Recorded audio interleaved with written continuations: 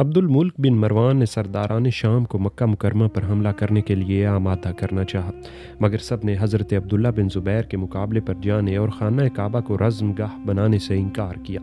अब्दुल मुल्क बिन मरवान दमिश्क से कूफा गया। वहाँ उसने हज्जाज बिन यूसुफ सक्फ़ी को इस काम पर आमादा किया।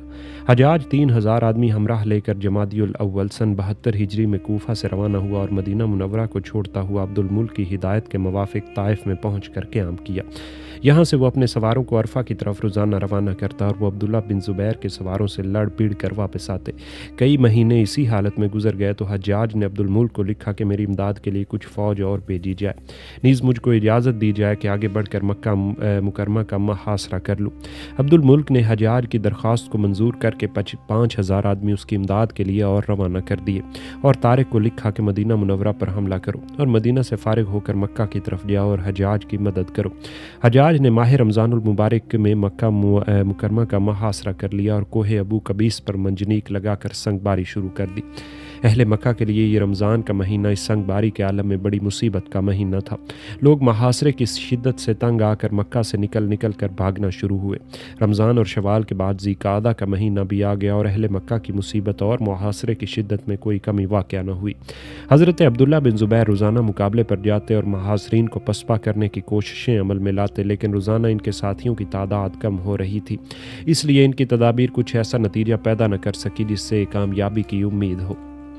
अहले मक्का एक तरफ मक्का से बाहर निकले चले जा रहे थे, दूसरी तरफ सामान खुर्दोनोश की नायाबी और गिरानी ने महसूरीन के हौसलों को पस्त कर रखा था।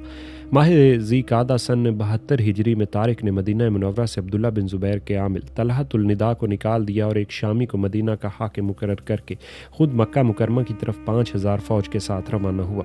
इस ज़बरदस्त इमदाद के पहुँचने पर हज्जाज की ताकत बहुत ज़्यादा बढ़ गई और अहले मक्का की रही सही उम्मीदें भी मुनक़ते हो गई। इस हालत में माह ज़िलहिज्जा शुरू हो गया और दूर दूर से लोग हज के लिए आना शुरू हुए। अब्दुल्ला बिन ज़ुबैर ने हज्जाज को हज करने की इजाज़त दे दी, मगर उसने ना तवाफ़ किया और ना सफ़ा और मरवा के दरमियान सही की। हज़रत अब्दुल्ला बिन ज़ुबैर ने मैदान अरफात में जाना चाहा तो हज्जाज ने रोक दिया, चुनांचे उन्होंने मक्का ही में कुर्बानी की। मैदान अरफात में कोई इमाम न था, गर्ज इसी साल लोग अरकान हज अदा न कर सके। अयाम हज में हज्जाज ने संगबारी को बंद न किया, इसलिए खाना काबा का तवाफ़ भी ख़तरे से खाली न था। हाजियों की आमद से मक्का में कहत और भी ज़्यादा बढ़ गया। हज़रत अब्दुल्ला बिन उमर भी इसी साल हज के लिए तशरीफ़ लाए थे। उन्होंने ये हालत देख कर हज्जाज के पास पैगाम भेजा कि अल्लाह के बंदे, इतना तो ख्याल कर के लोग दूर दूर से हज के लिए आ रहे हैं, इनको तवाफ़ करने और सफ़ा और मरवा के दरमियान सही करने का तो मौका मिल जाए। इस संगबारी को हज ख़त्म होने तक तू बंद करवा दे। इस पैगाम का ये असर हुआ कि हज्जाज ने संगबारी को बंद करवा दिया, मगर खुद तवाफ़ नहीं किया और ना अब्दुल्ला बिन ज़ुबैर को मैदान इरफात में जाने दिया। अयाम हज के गुजरते ही हज्जाज की तरफ से ऐलान किया गया कि बाहर से आए हुए तमाम इश्खास फ़ौरन अपने अपने शहरों को रवाना हो जाए, क्योंकि इब्ने ज़ुबैर पर संगबारी शुरू होने वाली है। इस आवाज़ को सुनते ही लोगों के काफ़िले रवाना हो गए और साथ ही बचे हुए मक्का वालों में से भी बहुत से लोग अपनी अपनी जानें बचा कर निकल गए। हज्जाज ने फिर संगबारी शुरू कर दी। एक बड़ा पत्थर खाना काबा की छत पर आकर गिरा और छत टूट कर गिर पड़ी। इस पत्थर के आते ही आसमान से एक सख्त कड़क की आवाज़ आई, बिजली चमकी और ज़मीन और आसमान में तारीकी छा गई। हज्जाज की फ़ौज के लोग डर गए और पत्थर फेंकना बंद कर दिए। हज्जाज ने लोगों को तसल्ली और तशफ़ी दी और कहा कि ये बिजली और ये कड़क मेरी इमदाद के लिए आई है और ये मेरी फ़तह का निशान है। तुम लोग मुतलिक खौफ व हिरास को अपने दिलों में राह न दो। 2 रोज़ तक यही तारीकी छाई रही और कड़क की आवाज़ के खौफ से कई आदमी हज्जाज की फ़ौज के मारे गए। हज्जाज की फ़ौज में बड़ी तशवीश फैली हुई थी। इत्तफ़ाक़न अगले रोज़ फिर बिजली गिरी और 2 आदमी हज़रत अब्दुल्ला बिन ज़ुबैर की फ़ौज के भी इसी के सदमे से फ़ौत हो गए। इससे हज्जाज को बड़ी खुशी हुई और उसके लश्कर वालों को भी कुछ इत्मीनान हासिल हुआ। हज्जाज ने खुद अपने हाथ से मंजनीक पर पत्थर रख रख कर फेंकने शुरू किए। इसके बाद तमाम लश्कर का खौफ जाता रहा और ज़ोर शोर से संगबारी शुरू हो गई। हज़रत अब्दुल्ला बिन ज़ुबैर खाना काबा में नमाज़ पढ़ते थे और बड़े बड़े पत्थर उनके इर्द गिर्द आकर गिरते थे, लेकिन इनकी तवज्जो अल्लाह ताला और नमाज की खुशू व खुजूह में रती बराबर फ़र्क ना आता था। ये मुहासरा इसी शिद्दत से बराबर जारी रहा। मक्का मुकरमा में बाहर से किसी किस्म की इमदाद और सामान रसद नहीं पहुँच सकता था। नौबत यहाँ तक पहुँची थी कि हज़रत अब्दुल्ला बिन ज़ुबैर ने अपना घोड़ा ज़िबा करके लोगों में तकसीम कर दिया। حضرت عبداللہ بن زبیر کے پاس غلہ اور کھجوروں کا ایک ذخیرہ موجود تھا۔ وہ اس ذخیرہ میں سے صرف اسی قدر لوگوں کو تقسیم کرتے جس سے حیات باقی رہے۔ مدعا ان کا یہ تھا کہ ہم دیر تک محاصرین کے مقابلے پر قائم رہ سکے۔ حجاج نے جب یہ دیکھا کہ کوئی تدبیر کارگر نہیں ہوتی تو اس نے حضرت عبداللہ بن زبیر کے ہمراہیوں کے پاس امان نامے لکھ لکھ کر بیچنا شروع کر دیے۔ یہ امان نامہ والی تدابیر کارگر ثابت ہوئیں اور بہت سے آدمی حضرت عبداللہ بن زبیر کا ساتھ چھوڑ کر حجاج کے پاس آنا شروع ہوئے۔ بہت ہی تھوڑے سے آدمی حضرت عبداللہ بن زبیر کے پاس رہ گئے تھے، حتیٰ کہ ان کے 2 لڑکے حمزہ اور حبیب بھی باپ کا ساتھ چھوڑ کر حجاج کے پاس آ گئے۔ تیسرا لڑکا باپ کے ساتھ رہا اور آخری وقت تک دارد مردانگی دیتا ہوا، حتیٰ کہ عین معرکہ کارزار میں کام آیا۔ حضرت عبداللہ بن زبیر کے پاس سے ہزاروں آدمی حجاج کے پاس گئے اور صرف چند آدمی ان کے پاس باقی رہ گئے تو حجاج نے اپنے لشکر کو ایک جگہ جمع کر کے ایک تقریر کی۔ تم لوگ عبداللہ بن زبیر کی طاقت کا اندازہ کر چکے ہو۔ ان کے ہمراہی اس قدر تھوڑے ہیں کہ اگر تم میں سے ہر ایک شخص ان پر ایک ایک مٹھی کنکریاں پھینکے تو وہ سب کے سب مر جائیں۔ پھر لطف یہ کہ وہ بھوکے اور پیاسے ہیں۔ اے شامی اور کوفی، آگے بڑھو، عبداللہ بن زبیر چند ساعات کا مہمان ہے۔ اس تقریر سے پیشتر حجاج عبداللہ بن زبیر کی خدمت میں ایک خط بھیج چکا تھا جس میں لکھا تھا کہ اب آپ کے پاس کوئی طاقت نہیں رہی، اب آپ ہر طرح سے مجبور ہو چکے ہیں۔ بہتر یہی ہے کہ آپ ہماری امان میں آ جائیں اور امیر المومنین عبد الملک کی بیعت اختیار کر لیں۔ آپ کے ساتھ انتہائی عزت اور تکریم کا برتاؤ کیا جائے گا اور آپ کی ہر ایک خواہش پوری کر دی جائے گی۔ مجھ کو امیر المومنین نے یہی حکم دیا ہے کہ جہاں تک ممکن ہو میں آپ کو صلح اور آشتی کی طرف متوجہ کروں اور آپ کے قتل میں حتی الامکان عجلت سے کام نہ لوں۔ حضرت عبداللہ بن زبیر اس خط کو پڑھ کر اپنی ماں حضرت اسماء بنت ابی بکر رضی اللہ عنہا کے پاس گئے اور عرض کیا کہ میرے پاس اب کوئی آدمی نہیں رہا، برائے نام صرف 5 آدمی باقی ہیں جو میرا ساتھ دینے پر بظاہر آمادہ ہیں۔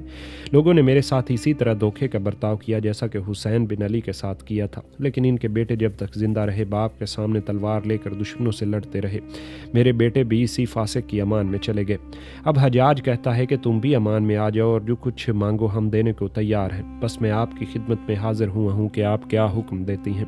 حضرت اسماء رضی اللہ عنہ نے جواب دیا کہ تم اپنے معاملے کو مجھ سے بہتر سمجھتے ہو، اگر تم حق پر ہو اور حق کی طرف لوگوں کو بلاتے ہو تو اس کام میں برابر مصروف رہو۔ تمہارے ساتھی بھی راہ حق میں شہید ہوئے اور تم بھی اسی راہ پر گامزن ہو کر شہادت کا رتبہ حاصل کرو۔ اگر تم نے دنیا حاصل کرنے کا قصد کیا ہے تو تم بہت ہی نالائق آدمی ہو، تم خود بھی ہلاکت میں پڑے اور تم نے اپنے ہمراہیوں کو بھی ہلاکت میں ڈالا۔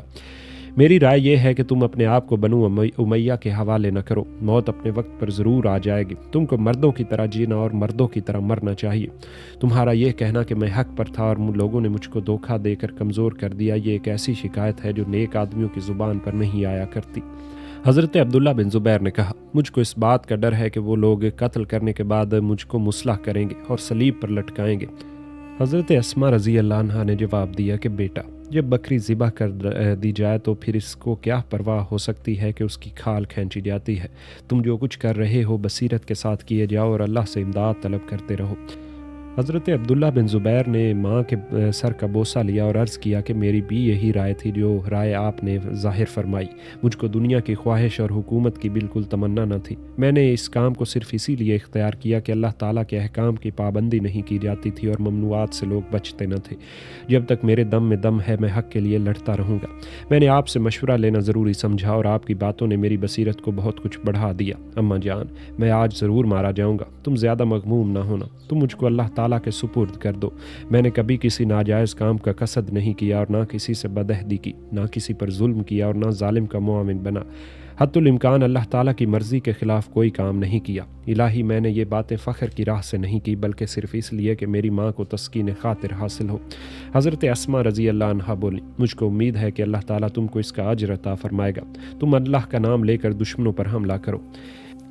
بیٹے کو رخصت کرتے وقت حضرت اسماء رضی اللہ عنہا نے گلے سے لگایا تو ہاتھ زرہ پر پڑا۔ پوچھا، تم نے یہ زرہ کس ارادے سے پہن رکھی ہے؟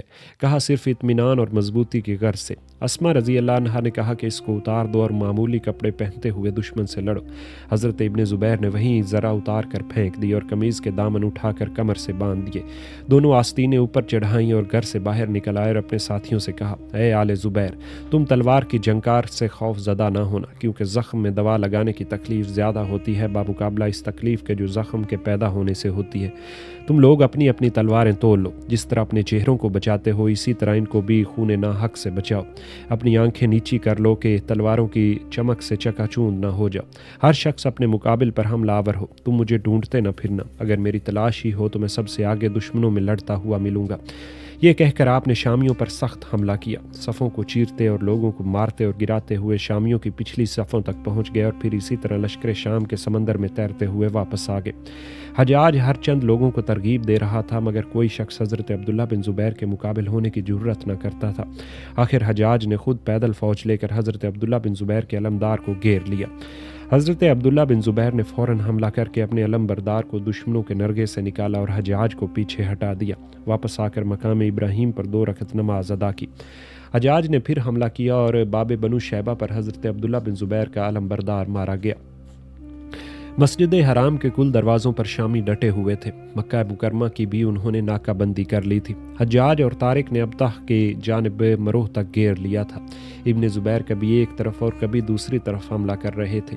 نماز سے فارغ ہو کر پھر لڑنے لگے۔ باب صفا کی طرف آپ نے حملہ کیا اور شامیوں کو ہٹاتے ہوئے دور تک لے گئے۔ کوہ صفا کے اوپر سے ایک شخص نے تیر مارا جو ان کی پیشانی پر آ کر لگا اور اس سے زخم سے خون بہنے لگا۔ آپ اسی حالت میں برابر لڑتے رہے۔ غرض آپ نے اور آپ کے ہمراہیوں نے صبح سے بعد ظہر تک شامیوں کے قتل کرنے میں جو چابک دستی اور حیرت انگیز شجاعت دکھائی کہ چشم فلک نے آج تک وہ نہ دیکھی تھی۔ آخر ایک ایک کر کے تمام ہمراہی کام آئے۔ حضرت عبداللہ بن زبیر پر دشمنوں نے چاروں طرف سے پتھروں اور تیروں کی بارش شروع کر دی، حالانکہ نیزے اور تلواریں اس سے پیشتر اپنی اپنی کاٹ دکھا چکے تھے۔ آخر کار یوم سہ شنبہ ماہ جمادی الثانی سن 73 ہجری کو دنیا کا عظیم الشان بہادر اور متقی انسان شہید ہوا۔